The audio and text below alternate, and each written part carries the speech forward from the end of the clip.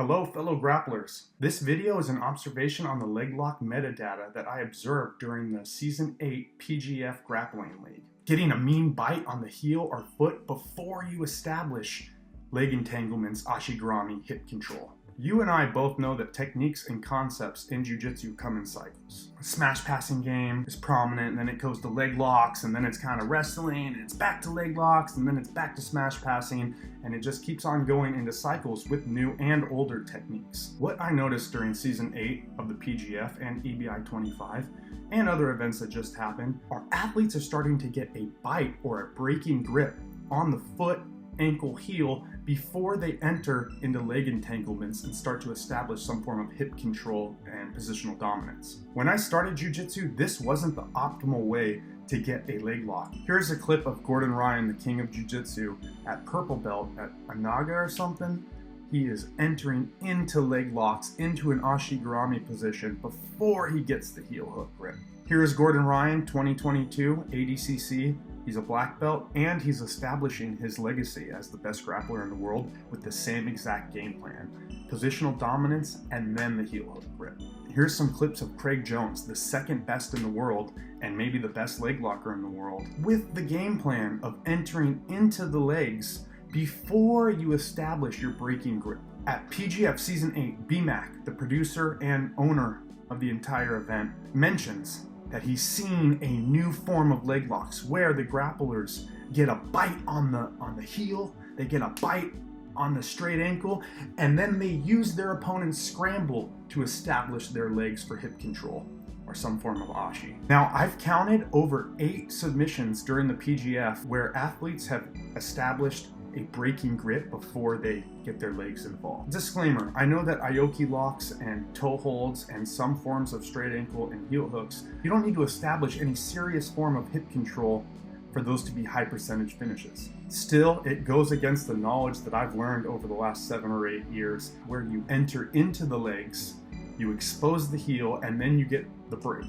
Instead, these guys are just grabbing the foot and let everything else fall into place while they're already got the breaking grip. Rafael Ferreira, super exciting grappler.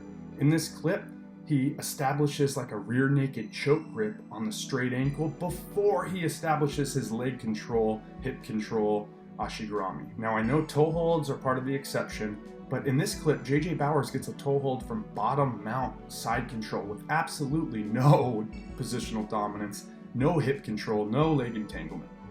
It's pretty sick.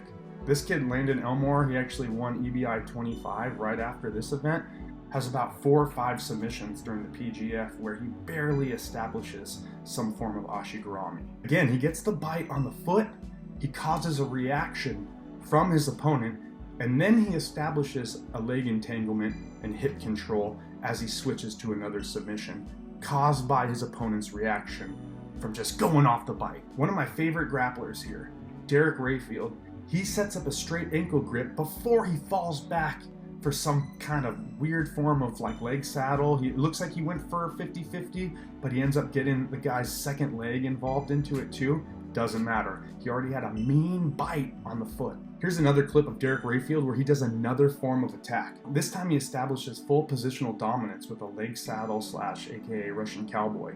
Methodically takes his time and ends up getting the double heel hook. Tony Montana sans 10th planet terminology. Nerd alert! In this clip, Nick Saff puts himself in a leg drag position, leaving his heel exposed while he attempts to establish a leg entanglement of his own. Juan Martinez Jr.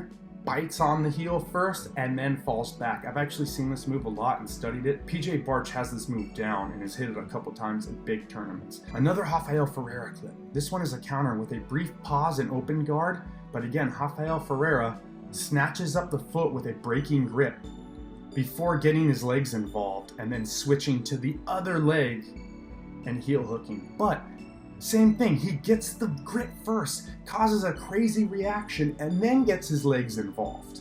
Christian Olivo, this guy is really good. He's got tons of leg locks during the PGF. This is a counter, which could be part of the exception, but notice how he gets a strong, deep bite on the straight ankle before getting his legs into play.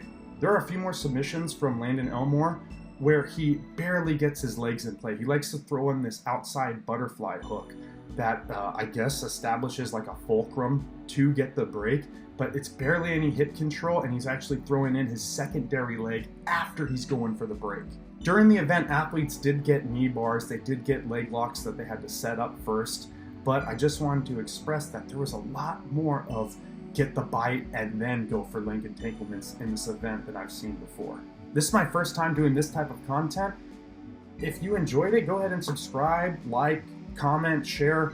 Let me know how I did in the comments for sure. It's just my observation. I'm a student of the game. I'm always wrong. I'm always learning. That's it, guys. Roll safe, train smart, and I'll see you in the next video.